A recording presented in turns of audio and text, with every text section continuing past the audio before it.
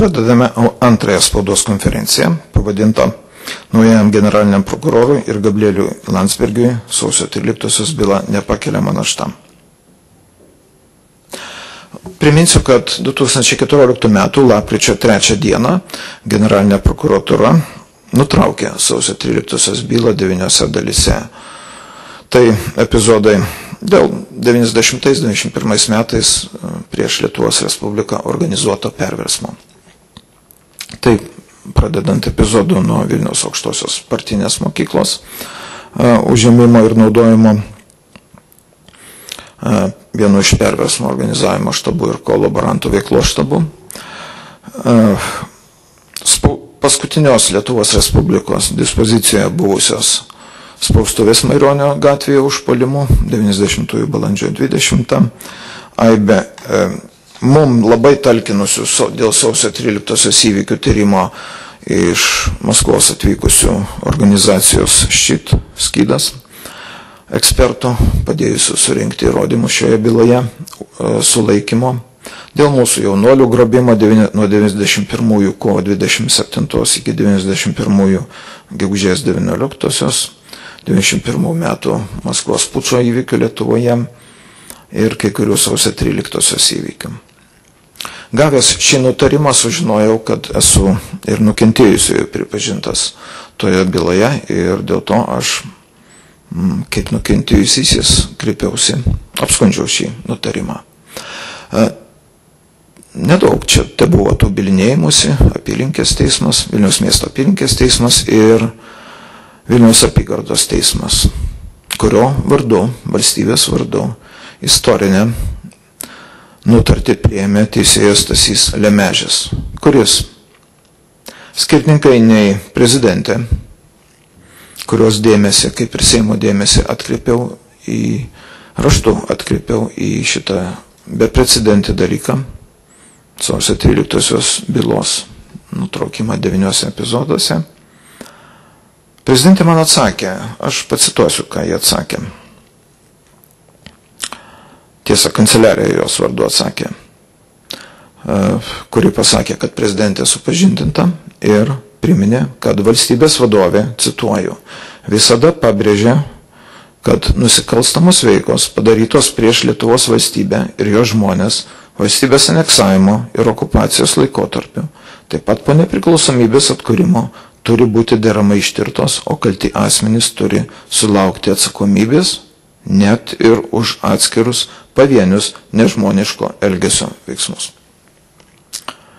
Mano teisminiai ginčai dėl šio tyrimo nutraukimo taip ir baigėsi istorinė 2015 m. balandžio 16 Vilniaus apygardos teismo minėto teisėjo Stasio Lemežio priimta nutartimi, paskutinė instancija, kurioje šis teisėjas paaiškino, kad okupacinė TSRS vidaus kariuomenė 90 metų balandžio 20, tai yra jau po kovo 11, mus sumušusi spaustuvėje Maironio gatvėje Vilniuje, nėra užsienio valstybės karinės agresijos įvykių visumos dalis. O, cituoju, pono teisėją, įsiveržus būtent į Lietuvos Respublikos valstybinę leidybos įmonę spauda nebuvo žudoma. Ir teisėjas dar paaiškino, šiuo atveju pareiškėjas, tai yra Zigmas Vaišvila, su kitais asmenimis neleido patekti tik metalinius šalmus ir guminės lazdas turintiems kariškiams į spaustuvės patalpas, įspėjus nepasišalino iš spaustuvės, todėl nėra pagrindo daryti išvadai, kad jie aktyviai nedalyvavo konflikto veiksmuose, mes, tie begėdžiai. Šiuo atveju, tęsiam citatą, šiuo atveju metaliniai šalmai ir guminės lazdos nepriskirtinos pažeidžiančioms tarptautinės sutartys ar visuotinai pripažintus tarptautinius papročius karo priemonėmis, o žmonių išvedimas iš pastato jėga uždraustų kariavimo būdu. Citatos pabaiga. Taigi, sužinojame labai nuostabų dalyką, kad okupacinė kariuomenė vykdė mūsų Lietuvos Respublikos po kovo 11 jau akto paskelbimo teisėsaugos funkcijas ir mes kalti. Na ir be viso kito dar viena citata: buvo naudojamos neturinčios atsitiktinai luošinti priemonės guminės lazdos. Pone teisėjau, šitos atsitiktinai panaudotos luošinti neturinčios priemonės, aš nekalbėsiu apie kitus, ten yra ir 20 nukentėjusiais pripažintų asmenų ir sulaužytų stuburų. Man kuklesnis teko indėlis, karininkas įėjęs aiškiai žinojo, ką daro, jis tiesiai nurodo, štai jis deputatas rusų kalba, komanda buvo įsakyta ir nors mane gynė daug savanorių žaliaraiščių, aš spėjau suskaičiuoti 7 smūgius guminėmis tomis nekaltomis lazdomis į galvą, po kurių netrukus buvau visiškai atsijungęs, nepraradęs sąmonę. Bet aš nekalbėsiu apie save, nekalbėsiu apie tai, kad generalinė prokuratūra iki šiol nesidomi, nors atkreipiau dėmesį, kad dėl to Europos žmogaus teisų teismas buvo pradėjęs bylą, o mūsų aukščiausiai taryba priėmusi specialų kreipimąsi. Bylos pavadinimas TSRS deputatas atvejis numeris 1.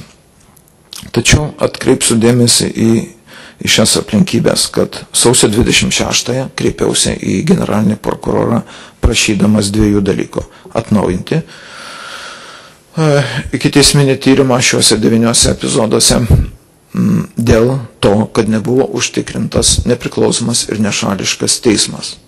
Teisėjas Lemežis, suprantat, kokį jis precedentą sukūrė sausio 13 byloje, kurią dabar vėl prezidentė didžiuojasi, kad ji nagrinėjama, o mano bylose ir būsimos okupacijos atveju, nedaug dievė, kad jie tokia įvyktų, okupacinės kariuomenės veiksmam.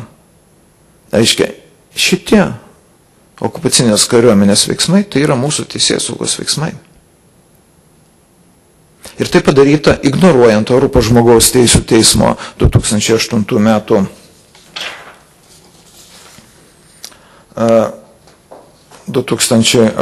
metų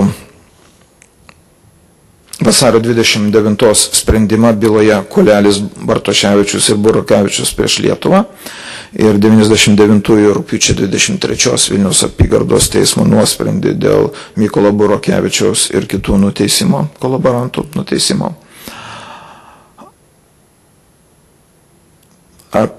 kuriuose yra fiksuoti esminiai 2 dalykai. Po 90 kovo 11 Lietuvoje galiojo Lietuvos Respublikos įstatymai, o ne TSRS įstatymai. Ponas teisėjo, ponas generalinė prokurorė, TSRS kariuomenė automatiškai tampa užsienio kariuomenė po kovo 11 akto. Ir kitas esminis dalykas, kad ši okupacinė kariuomenė vykdė karinės operacijas prieš Lietuvos vyriausybę. Tai koks precedentas sukurtas, nuostabus precedentas ir Michailui Golovatovui visas tas interpretacijas ginti draugė su Algirdu Paleckiu kurtoje versijoje sausio 13 ir kiti dalykai. Taigi generalinis prokuroras, Seimas labai tikėjosi, paskirdamas jį prezidentės siūlymų generaliniu prokuroru, Evaldas Pašilis šių metų vasario 8 dienos nutarimu atmetė mano prašymą dėl ikiteisminio tyrimo atnaujinimo. Įdomu yra tai, štai šis nutarimas ir generalinio prokuroro Pašilio parašas. Aš tikrai didžiuojuosi tuo, kad kadangi kreipiausi į jį asmeniškai ir sveikinu generalinį prokurorą, kad jis nesidangsto savo pavaldinių parašais, o pats pasirašė šį nutarimą, tačiau noriu atkreipti dėmesį į esminės aplinkybės. Kadangi aš prašiau ne tik tai atnaujinti bylą, bet ir įvertinti teisėjo Stasio Lemežio veiksmus, kaip neteisėtus veiksmus priimtus valstybės vardu, okupacinę kariuomenę pavadinant mūsų teisėsaugos funkcijas vykdančią institucija. Šitoje dalyje generalinis prokuroras nepasisakė išvis nė vieno žodžio. Todėl šiandieną įteikiau generaliniam prokurorui asmeniškai prašymą taip kaip numato baudžiamojo proceso kodeksas, į prašymą dėl ikiteisminio tyrimo pradėjimo reaguoti procesinių dokumentų, o ne nutilėjimu. Ir šiandieną teikiu Vilniaus miesto apylinkės teismui skundą dėl generalinio prokuroro atsisakymo atnaujinti procesą šioje byloje. Aš įsivaizduoju tą teisėją, kuris gaus bylą ir kuris turės vertinti ką tik paskirto generalinio prokuroro veiksmus. Tačiau, jeigu mes ir toliau manysime, kad Lietuvos valstybėje viskas gali būti kaip kažkas sumasto viršuje ir mes dar nematome, kas vyksta, tai bus liūdna. Ir jeigu mes manome, kad kiekvienas pilietis, visų pirma, kas jis bebūtų, teisėjas ar prokuroras, turi vadovautis įstatymu, tai bus labai liūdnas pasiekmes. Aš dabar noriu pasakyti, kokiais argumentais generalinis prokuroras atsisakė pradėti ikiteisminį tyrimą. Pirma, tariamai aš nenurodžiau aplinkybių, dėl kurių reikėtų atnaujinti. Gerbiamas prokurorė, nurodžiau, tai yra teisėjo Stasio Lemežio veiksmai, kurių jūs nevertinote, kurie parodo, kad nebuvo užtikrintas nepriklausomas ir nešališkas teismas, net ne Zigmo atžvilgiu, bet visos mūsų valstybės atžvilgiu. Antra aplinkybė. TSRS kariškių veiksmais, ačiū Dievui, kad generalinis prokuroras skirtingai nei teisėjas Stasys Lemežis bent pripažino, kad tai buvo Tarybų Sąjungos kariškiai, o ne mūsų teisėjos saugos institucija. O, reiškia, nesukėlė pasiekmių, reiškia, sunkių sužalojimų. Kad taikyti tuos baudžiamojo kodekso straipsnius, kuriem nėra senaties, kuo didžiavosi, pagristai didžiavosi prezidentė pasiūliusi šių įstatymų pakeitimus. Bet šio įstatymo pakeitimus dėl 66 TSRS buvusių kariškių, kur byla dabar nukeliavo į Vilniaus apygardos teismą sausio mėnesį, didžiuojasi prezidentė, pagristai didžiuojasi ten kaltinimai perkvalifikuoti pagal naujas baudžiamojo kodekso 100, 101 straipsnio, 111, 112 straipsnio formuluotės, ten, kur nėra senačių. Aš apie savo sulauktus 7 smūgius į galvą aš nebeaptarnėsiu, pasakiau. Trečias, reiškia, generalinis prokuroras sako, kad nukentėjusiais pagal naujas baudžiamojo kodekso straipsnių redakcijas, kuriuom nėra senačių, nusikaltimam šiem. Mes, tie nukentėjusiai, nebuvom pripažinti nukentėjusiais pagal naujas formuluotės. Tai klausimas ne man, gerbiamas generalinį prokurorą, klausimas jūsų vadovaujamai įstaigai, prokurorui, kodėl jūs to nepadarėte. Kodėl 66 TSRS kariškiam tai padarėte, o kitiem nukentėjusiem to nepadarėte. Ketvirtas argumentas. Generalinio prokuroro nuomonė, mano minėtame Europos žmogaus teisų teismo, Kolelio Bartoševičiaus, Burokevičiaus prieš Lietuvą byloje priimtame 2008 metų vasario 29 sprendime ir Vilniaus apygardos teismo 99 rugpjūčio 23 nuosprendyje dėl Burokevičiaus ir kitų nuteisimo, nurodyta, kad ne po 90 kovo 11, o 91 sausio 11-13, o tik tai nuo sausio 11-13 tarybinė kariuomenė vykdė atviras karinės operacijas prieš Lietuvos vyriausybę. Tai aš noriu priminti labai paprastą dalyką, gerbiamam generaliniam prokurorai. Ir sausio 13 byloje, ir mano yra pateikti įrodymai dėl TSRS gynybos ministro V. Ačalovo, generolo, vadovavusio sausio 13 operacijai Vilniuje.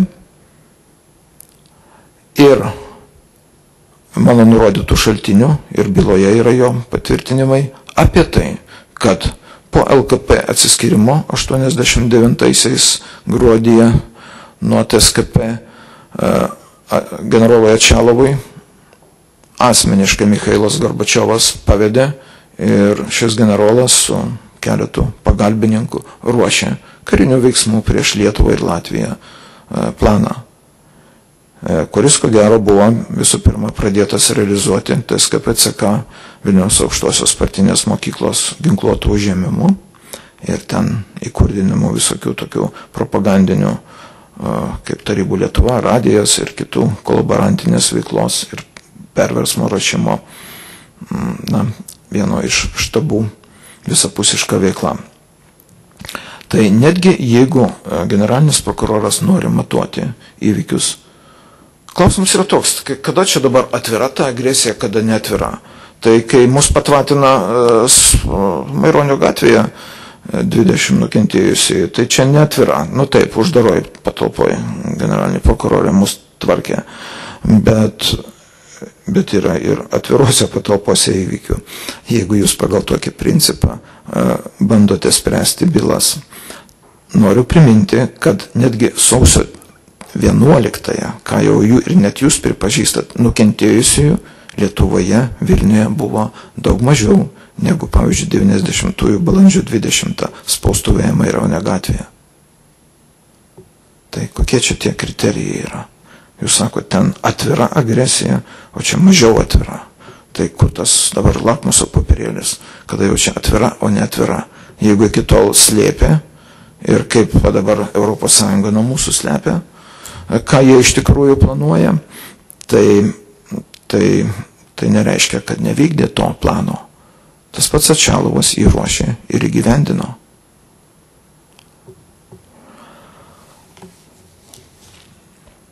Na ir, aš nebekomentuosiu ir tai, kad generalinis prokuroras pasisakė taip pat, kaip ir teisėjas Stasys Lemežis, tik dėl vieno epizodo 90-ųjų balandžio 20 epizodo Maironio gatvėje esančioje spaustuvėje. Dėl kitų 8 epizodų nėra nė žodžio pasakyta. Nepasakyta ir tai, kad nutraukimas 2014 metų lapkričio 3 dieną šios sausio 13 bylos 9 dalyse įvyko be jokių motyvų. Prokuroras Gintas Paškevičius nenurodė nė vieno motyvo, kodėl jis nutraukė. Jis tiesiog išvardino 9 epizodus ir viskas. Teisėjas Stasys Lemežis teikėsi paanalizuoti, ir matome, kokias pasiekmes teisinė sukėlė, paanalizuoti 90-ųjų balandžio 20 įvykius Maironio gatvėje spaustuvėje, pavadindamas okupacinę kariuomenę mūsų teisėsaugos funkcijas vykdančių dalykų. Šiaip ir teisėjų taryba, negi jūs nenorite atkreipdėmėsi į tokį teisėjo Stasio Lemežio precedento neturinčio nutarties priėmimą ir sukūrimą, labai gerą sukūrimą, tas yra kariškiam dabar gintis preteksto, precedento sukūrimą, gintis sausio 13 byloje, o mano bylose, nedaug dievė būsimuose įvykiuose. Todėl ką aš dabar galiu konstatuoti, baigdamas, akivaizdu, kad sausio 13 byla yra tabu ir naujam generaliniam prokurorui, ir beje, noriu priminti, kad, kaip dabar, kad nesuklyščiau,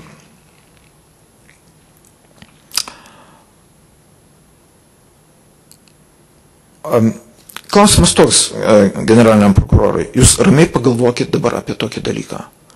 Kodėl, jeigu ten tokios apgailėtinai varganos tos nusikalstamos veikos buvo, tas yra okupacinės kariuomenės, kodėl šituose 9 epizoduose tai nebuvo nutraukta 92, 93, 95, 97, 2000, gražus metai, 2000-ieji, gražus skaičius.